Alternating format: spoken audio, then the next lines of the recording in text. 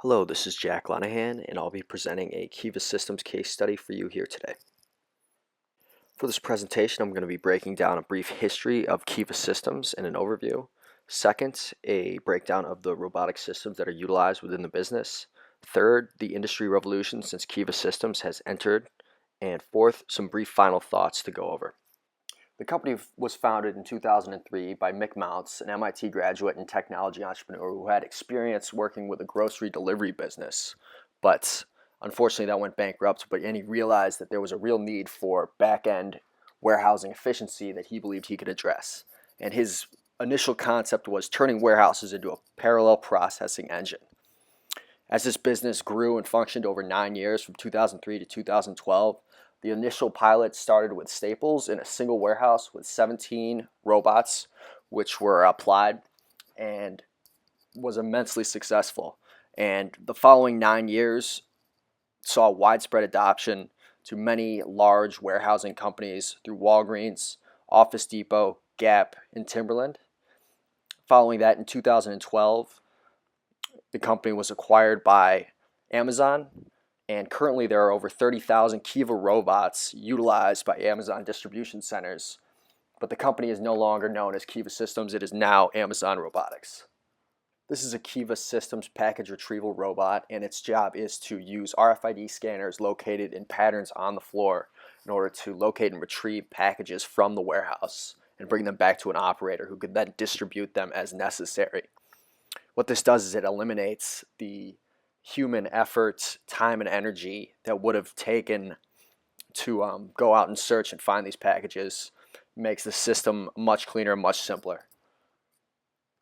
When packages are received and brought into warehouses utilizing Kiva Systems technology, they're placed onto flatbeds, which are then hoisted up by these Kiva Systems robots, which use lifts on the top of their head and essentially carry these different packages on the top of the machine to be deposited.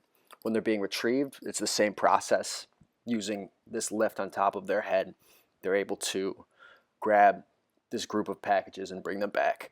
In a large factory, it's not untypical to see close to 1,000 of these robots being utilized. Kiva Systems were really the early market penetrator here, whereas they were able to build this market up from almost nothing. The technology-based warehousing markets, which gave them a tremendous advantage over competitors just because they had such a head start here and were able to penetrate the market and end up working with a lot of these companies. But recently there has been a lot of market development because of this buyout from Amazon. It was a $775 million buyout, and Amazon looked at it as a opportunity to gain a competitive advantage over other distributors who were also in the same business. Now that Kiva Systems was a strictly Amazon-based company, all of these other large retailers who were using Kiva Systems technology in their warehouses were forced to find a new solution. And this created a large technology gap that many of these smaller companies, some of these startups, are still trying to fill.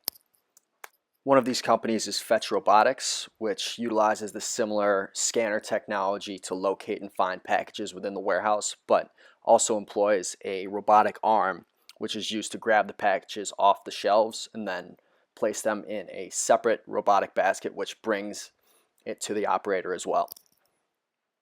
There really hasn't been any one company that has filled in the gap that Kiva Systems has left within the licensing market here. And it's really given Amazon a serious competitive advantage. All large Amazon distribution services and warehouses utilize this technology, and they've been able to cut times and cut costs because of it.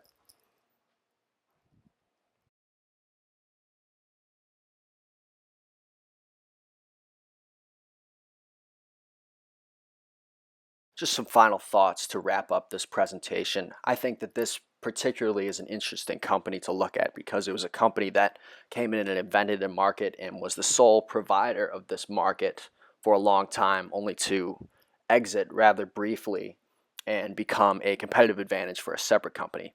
As we move towards the future and automation continues to develop, I wouldn't be surprised if we start to see self-driving cars being unloaded at warehouses by Kiva Systems robots, completely eliminating the human elements and being able to save more time and more costs in the long run. Should be interesting, and I'm looking forward to getting a chance to see how this develops.